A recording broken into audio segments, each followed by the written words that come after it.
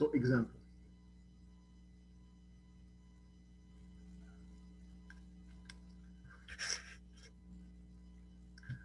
So evaluate. So the area from 0 until 2 of 3x2 minus 4x plus 5.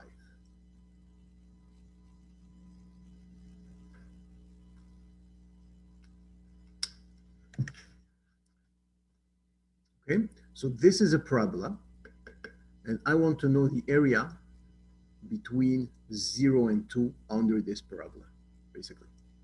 That's the question here.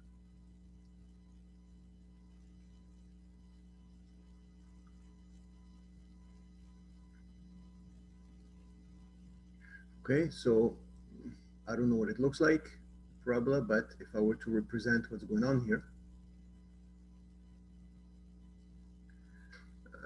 let's say something like this. Who cares, okay?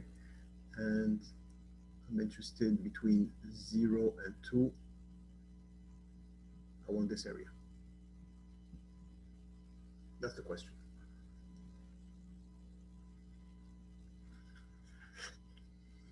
Okay, so first thing, my function is, that's my function. So f of x is 3x2 minus 4x plus 5. Then I'm going to need my delta x. Delta x, which is b minus a over n. So it's 2 over n. Okay, so just a reminder that it's delta x is b minus a over n, right? B being 2 and a being 0.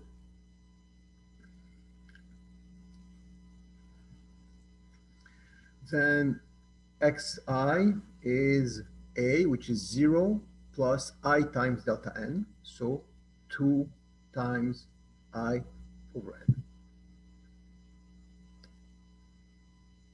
Because xi is a plus I delta x.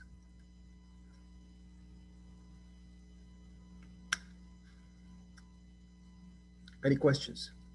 Okay, I'm just setting up everything I need for my Riemann sum.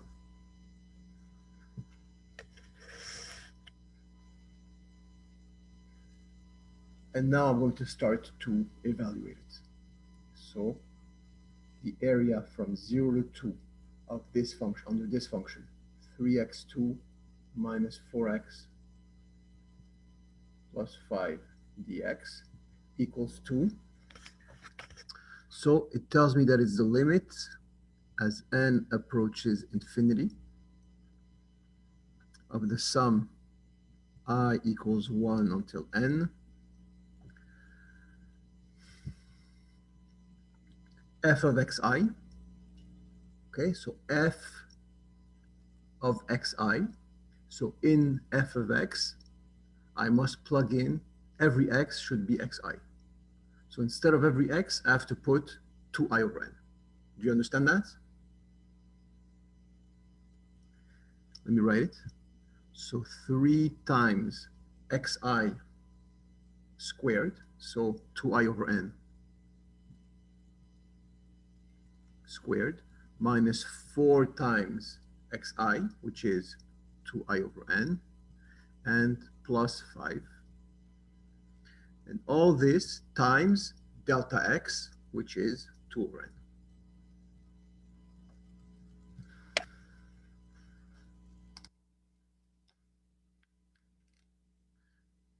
Okay, so this is f of xi, and this is delta x.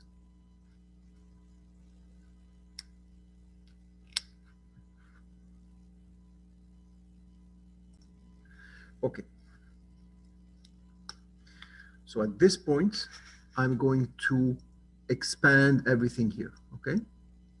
So it's equal to limit still as n approaches infinity, sum I equals 1 until n. And what do I have inside? So 2I over n power 2, that's 4I2 over n2 times 3. This is 12n2 over n2. Okay? So this is 12I2 over n2 minus, here I have 8I over n. And here I have plus 5 still. And all this times 2 over n. Any questions? I'm going to erase this guy. Space. Put it here.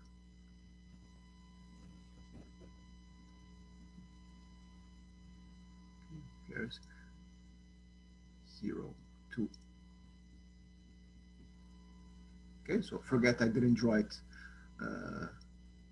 I don't know where the parabola is. What I know is that it goes here through 5 and that it's open upwards. That's all. The rest, I don't know where the vertex is. Okay, just it's a rough sketch. Okay, let's continue a bit further here. I'm just going to distribute the 2 over n into the 3 terms. So equals limit as n approaches infinity, sum I equals 1 until n. Can you see, or does it cut on top? From the above, just a little. Like you can see the end. Okay. And here I will have 24I2 over n3. And 3 minus 16I over n squared and plus 10 over n.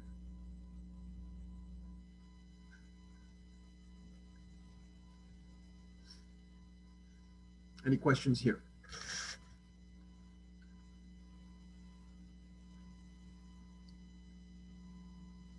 Good. At this point, okay, I have a sum, and so we spoke about the sigma notation. I have a sum of 3 terms. So I could just do 3 sums. Okay, so it's equal to limit n approaches infinity, and I'm going to do a big limit of these 3 sums. So sum I equals 1 to n of 24I squared over n cubed minus sum I equals 1 until n 16I over n2 and plus sum I equals 1 until n 10 over n.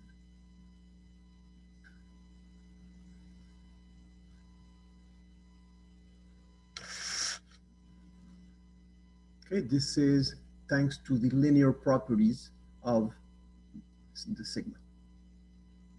Okay, and I could still go further with the linear properties, is that I could extract any constant from the sum.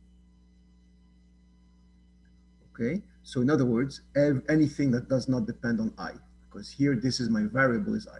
The I is the one that varies. So 24 and n cubed here are like constants, so I could pull them out of the sum.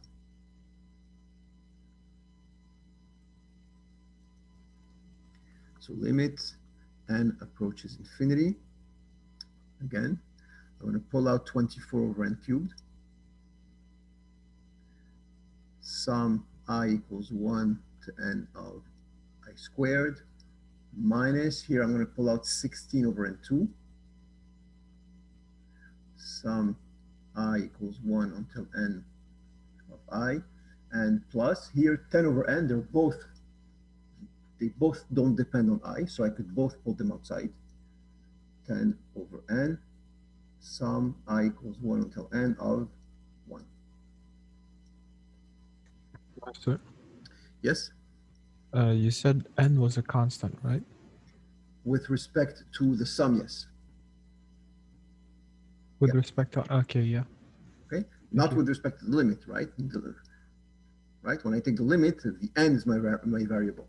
But in the sum, right, it's the I that varies. Are we good so far? Sir, can you explain the last part? Like, why did you take out the 24 on n power 3? Because it's like 24 is a constant, right? And we said, if you remember, when we were talking about the linear properties of the sigma notation, Mhm. if we had, I don't have space to write, but if we had, or maybe here, if we had the sum of k times ai, right? I goes from 1 to n, I could take out the k. Yeah. You remember this? Yes. So that's what I'm doing here. The k in this case is 24 over n cubed.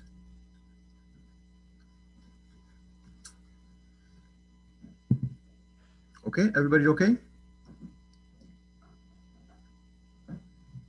Okay, so equals 2. And now what I'm going to do, can you guess? Well, I'm going to use the formulas that we proved for this. So it's 24 over n cubed times, and this sum, I wrote it before I erased, so it's n plus 1, 2n plus 1 over 6. You remember this? Minus 16 over n2 times this was n plus 1 over 2, and plus 10 over n times the sum of 1 from 1 to n is just n.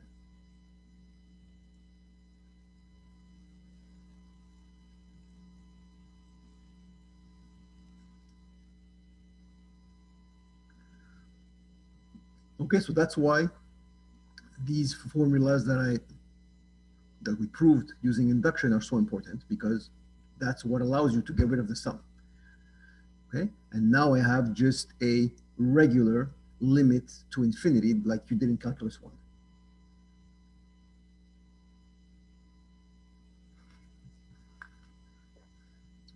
Okay, y'all with me?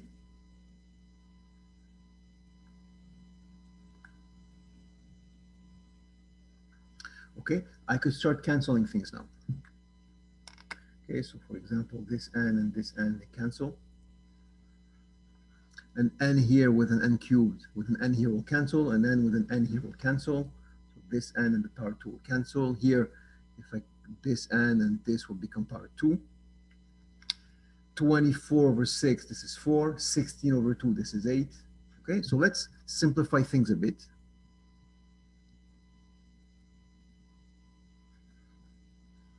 So here I have 4. And here, if I distribute, I will have 2n2 plus 3n plus 1 over n2 minus 16 over 2 is 8 times, and I will have here n plus 1 over n, and plus here I'm just going to have 10.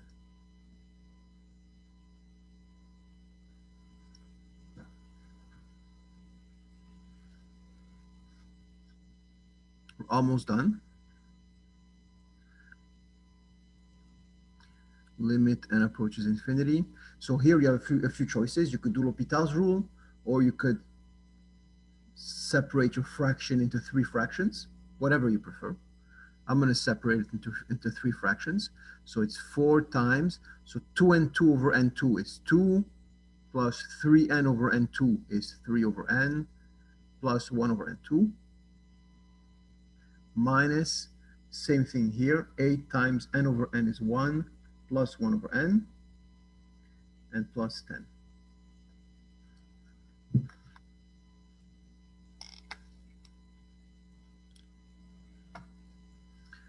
Okay, and then if n goes to infinity, of course, this goes to 0, this goes to 0, and this goes to 0. Okay, of course, you could do L'Hopital's rule, it works perfectly as well. And what am I left with?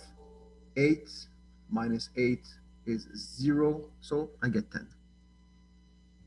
And this is the area under the curve, it's exactly 10. Wait, sir, why does it go to 0? Because 3 over infinity is 0. 1 over infinity is 0, right? Don't forget, n goes to infinity.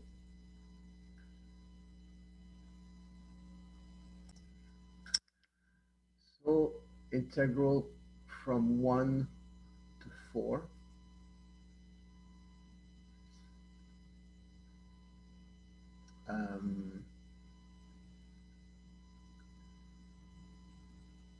Six x squared plus 2x minus 3.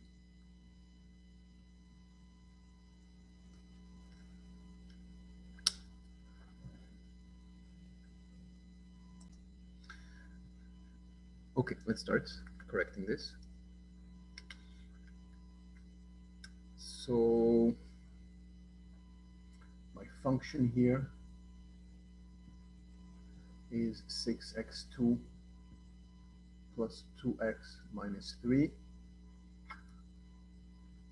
Delta x, b minus a over n, so 3 over n. And xi is a 1 plus I times delta x, so 3i over n.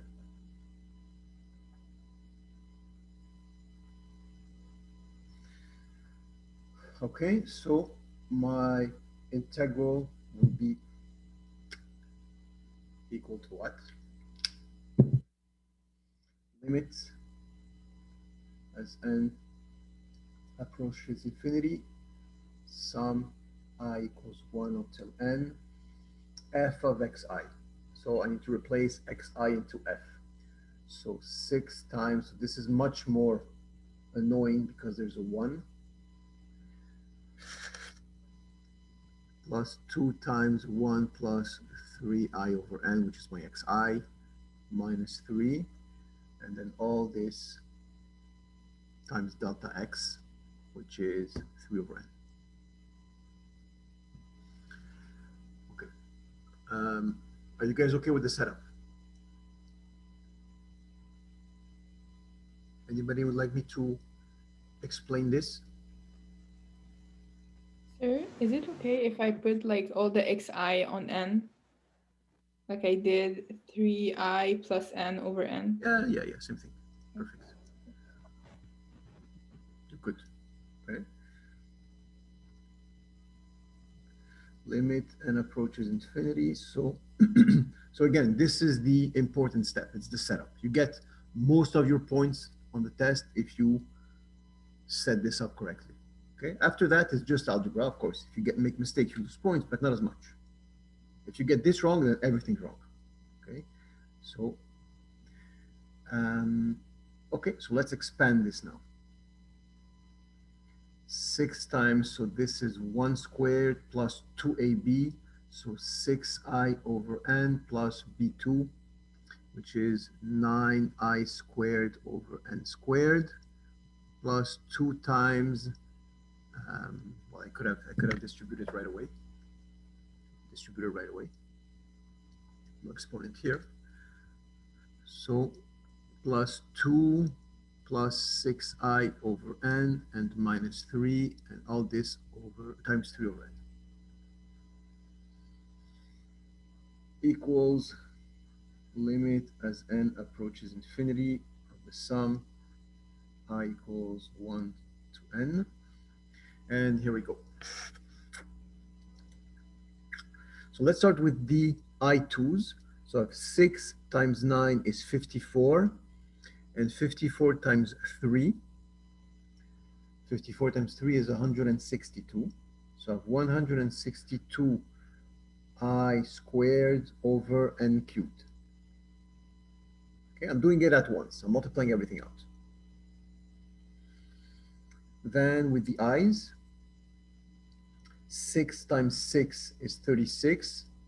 36 plus 6 is 42.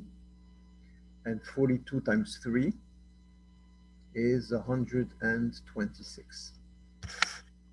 Right? Correct me if I make a calculation mistake. Over n squared, right? Because it's over n and times n here. And the numbers, I have 6 plus 2 minus 3, that's 5, times 3 is 15. So 15 over n.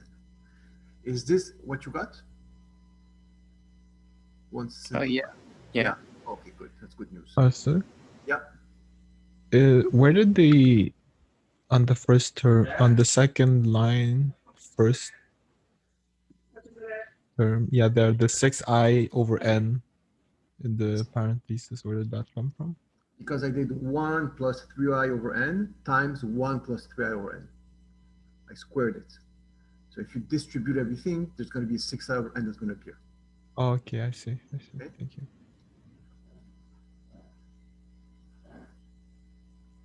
Good. Am I going too fast for anyone? You have to tell me. Actually, I would slow down. Sir, do you mind explaining how you got to like 162? 162. So I multiplied the 6 by the, I'm just taking the coefficient of the I2. So what does this, there's only one I2 here. So this guy, it's multiplied by 6, and then it's multiplied by 3. So 3 times 9 times 6 is 162. And then the bottom is multiplied with the n? Exactly. N times N2 is N3. Yeah, exactly. Okay, thank you. All right. Okay. In the previous example, I went through all the steps, but I mean, at this point, you understand that it's just basic algebra. Okay. But that doesn't mean you can't ask questions, right? Of course, you ask your questions. So, of course, I'm going to now distribute the sum inside and pull out the constants. So I'm going to use the linear properties of the sigma. Okay. So this limit.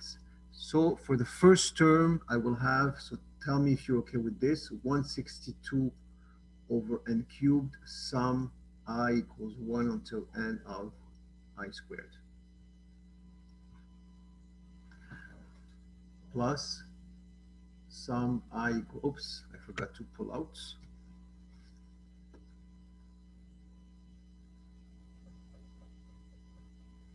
We'll pull out the 126 over n2. So plus 126 to sum I equals 1 until n of I, and then plus 15 over n, sum I equals 1 until n of 1. It fits.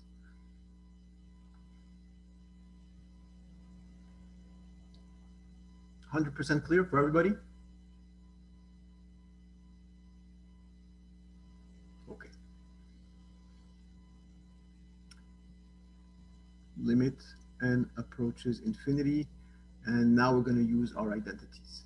Okay, so 162 over n cubed times, and this we said was n plus 1, 2n plus 1 over 6 plus 126 and 2 and n plus 1 over 2 and plus 15 over n times n.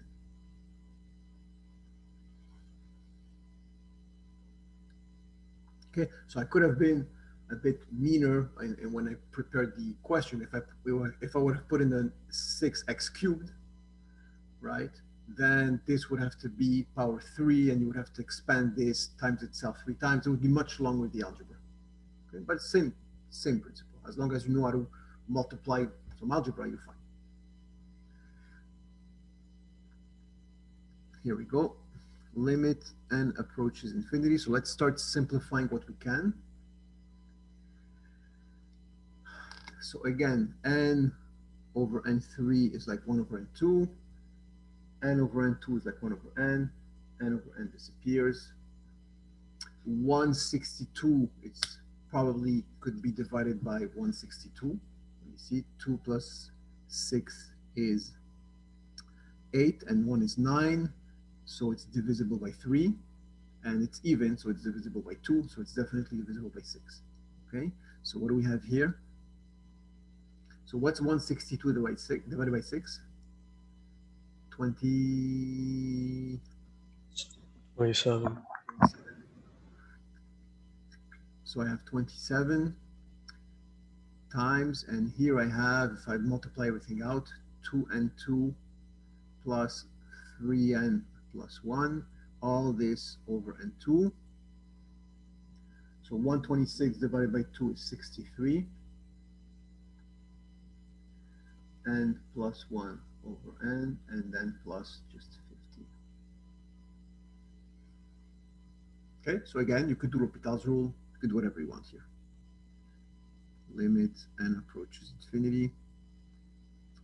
27 times, so 2 plus 3 over n plus 1 over n2 plus 63 times 1 plus 1 over n plus 15. Okay, when n approaches infinity, these go to 0.